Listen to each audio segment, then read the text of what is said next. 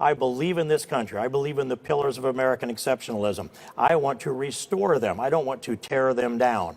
We do have freedom of speech in this country. Sure. I'm watching that be suppressed around the country with intimidation attacks on my colleagues. I think they waited about a year for the anniversary of the shooting of Steve Scalise and others, and now they're starting to challenge the members of this administration out in the restaurants and around in the streets of America. That is something we should be concerned about, Chris. Did you see his face? Did you see Chris's face? Yo. Did you see his face? Damn it. I don't have my whistle. See? I keep telling you, man. I could have whistle. Foul, technical, something. This is like flagrant 2. This is a flagrant 2, man. So he said, hey, he believes in American exceptionalism. He believes in all the pillars of this country. Believes in freedom of speech. No, pillars of American exceptionalism. And he wants to restore them, not tear them down. See, just that part tells me all I need to know. I already knew what he was going into. As soon as somebody says, I believe in the pillars of American exceptionalism and I want to restore them, they might as well just say, we need to go back to the good old days. But again, we still haven't gotten to the contradiction. All right? Oh, there's many of them. Yeah, I know. But the contradiction. Yeah.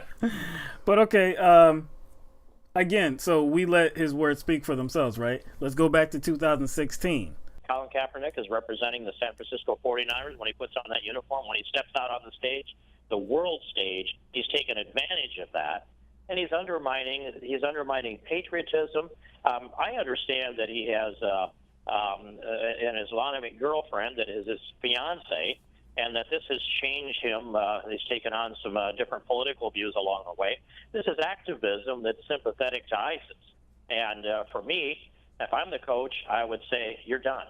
Until you take a knee and beg forgiveness from the American people, you're not going to set foot out on this field again. Well, if he says Colin Kaepernick's activism and his views are sympathetic to ISIS, then I can say King's views and activism and attitude is sympathetic to White supremacy, neo-Nazis. Yeah.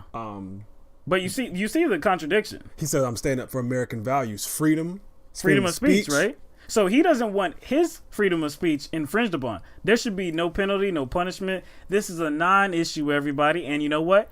I refuse to take down the post. You can't punish me for my freedom of speech. But Colin Kaepernick, who is kneeling on the field, who is activating his own freedom of speech, not hurting anybody. Silently. He and his freedom of speech, his freedom of expression, his right to protest, that should be punished. And he should be begging on his knees to the owner before he should be allowed to play again. Begging on his knees to the owner and asking the American people for forgiveness. Right. That sounds very authoritarian to me. He's talking about I forgot what word he used, but leftists like going around suppressing free speech, and he referenced Sarah Huckabee Sanders. But I'm like, no one is suppressing their freedom of speech. Like, nobody did that. No, people are challenging this administration's policies and showing their dissatisfaction through their freedom of speech. I was just gonna say that. Like, don't people like have the right to challenge the government using their speech?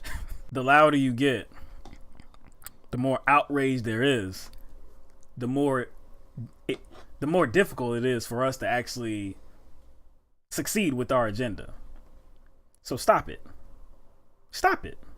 We don't want to hear it. You know what? When you do it, we're going to call it out, and we're going to say it's like this leftist thing that shouldn't be allowed to happen. But meanwhile, I'm going to retweet neo-Nazis all day long and not apologize for it, not delete them. Holla at me. But he wants Colin Kaepernick to apologize to everyone. But for him, no.